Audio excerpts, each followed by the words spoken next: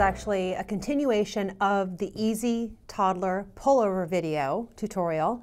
And if you'd like to jump back and see the knitting part of this video, I'll give you a link right here to this tutorial.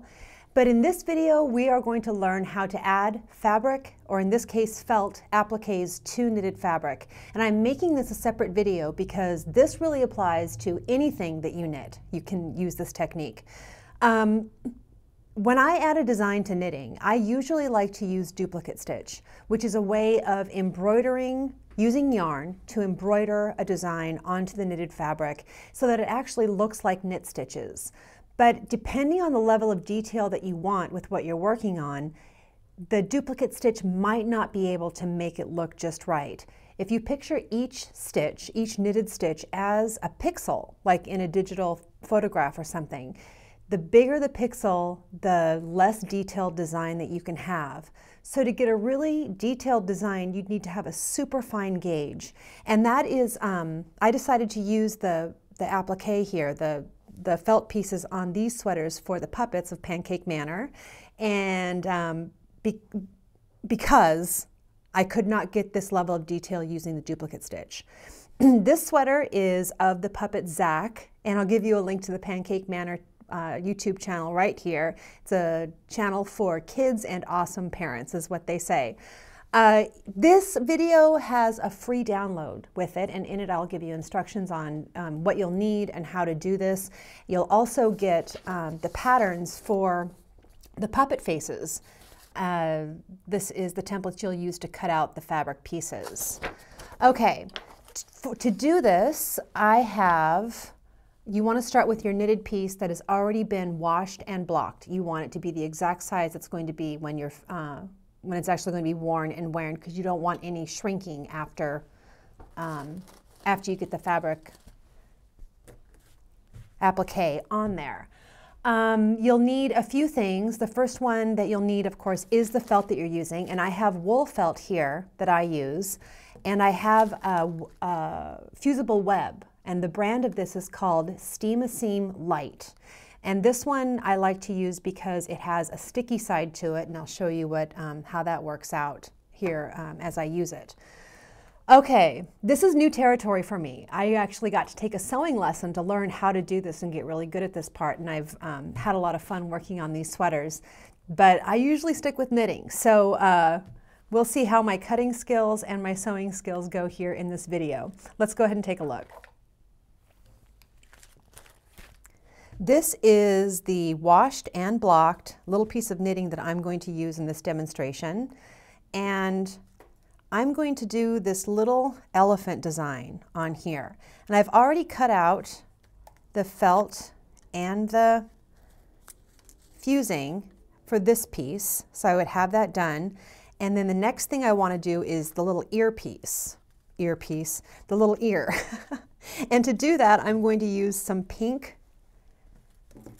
yarn. I'm just going to use the pattern piece right here. If you're wondering where I got this pattern for this little elephant, I have it here. Excuse me. I found this online at homadegiftsmadeeasy.com with hyphens between each one of those words. If you do a Google search for applique designs, an image search, you will end up with so many free things to choose from, and that's where I found this one. I thought it was pretty cute. So I have cut out a piece of felt that is big enough for this pattern piece, and I'm going to cut out a piece of this fusible web that is also big enough. And right now I'm just cutting boxes. Okay. With this fusible web, one side of it is sticky. I'm going to cut off a little bit of that. So if you peel the paper away,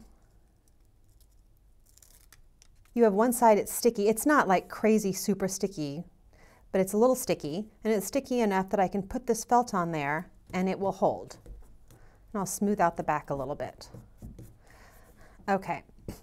This side, the non-sticky side of the fusible web, is activated with steam and heat. Now I have my little pattern piece.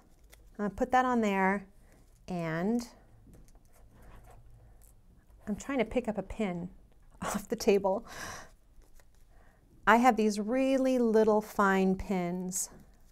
I'm going to put this here to hold that in place while I cut this out. And you want to cut out the felt and the fusible web at the same time so you get a really good edge.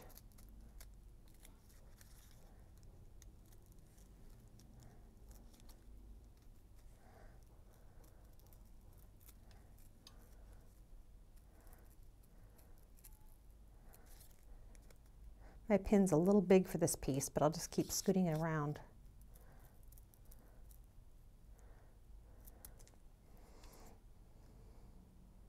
And this corner of the ear is a little rounded. You know, I am perfectly confident with all things knitted. This is new territory for me. Okay, and the ear goes like this. Okay.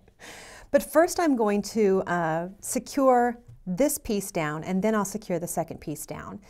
And since I'm not exactly on an ironing board, I'm going to put this felt underneath. Position my elephant just right. And then, I think my iron has cooled down a little bit. I'm going to spritz a little water onto this, so it's just a little damp. And then because I'm working with a knitted fabric, I don't want to press down with the iron. This iron's pretty heavy. I'm just going to kind of hover it above, just barely touching it, and I'm pumping out a lot of steam.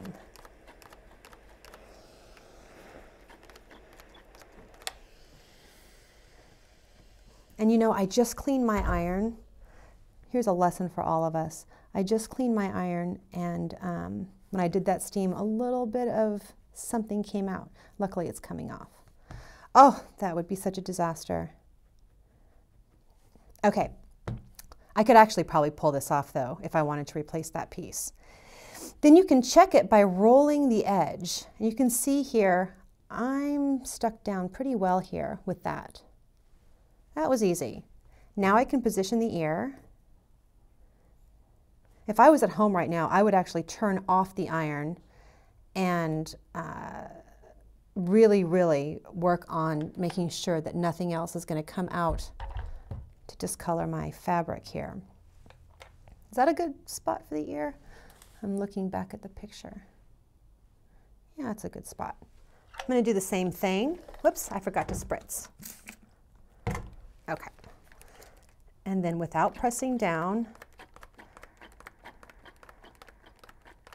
I'm blasting steam.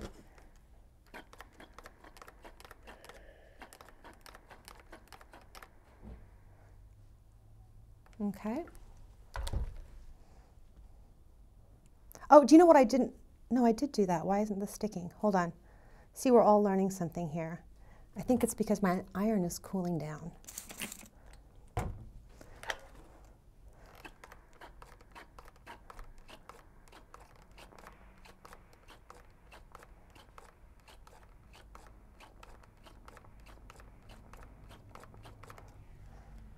Okay, there it's stuck. Well, if it's sticking, it would stick better if my iron wasn't cooling down. It's also running out of steam. Oh my goodness, I swear, this works just fine when your iron isn't spitting out brown goo and is staying hot. Okay, so here's my design. It is all stuck down. I know for sure the white part is stuck down. The next thing I want to do is take a matching color of thread and a fine needle.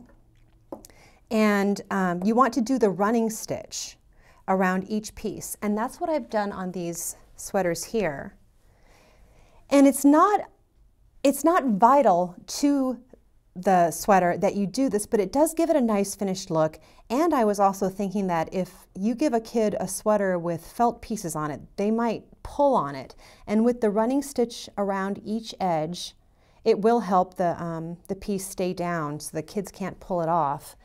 And I am not going to demonstrate the running stitch because it'd be really difficult to see. But what it is just little dashes. It makes little dashes, and I found that my little dashes looked a lot better, because I'm not an expert at hand sewing or embroidering, but they looked a lot better as long as I just kept them small. So even if there was a little bit of a difference between one stitch to the next, if they were both small, you can't tell. Plus, if I use the same color of thread for each one, it really doesn't show.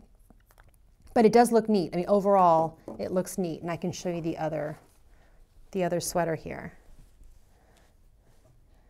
This is the Reggie sweater. Hopefully you can see my tiny stitches there. Okay, well there's my elephant. This would actually make a really cute quilt block if you wanted to do a bunch of these with different designs on it. I just thought of that. All right, so that is how to apply or how to add fabric appliques to your knitted pieces, and this works for really anything. Thanks to Reb and Billy very much for the collaboration on the puppet sweaters, and good luck.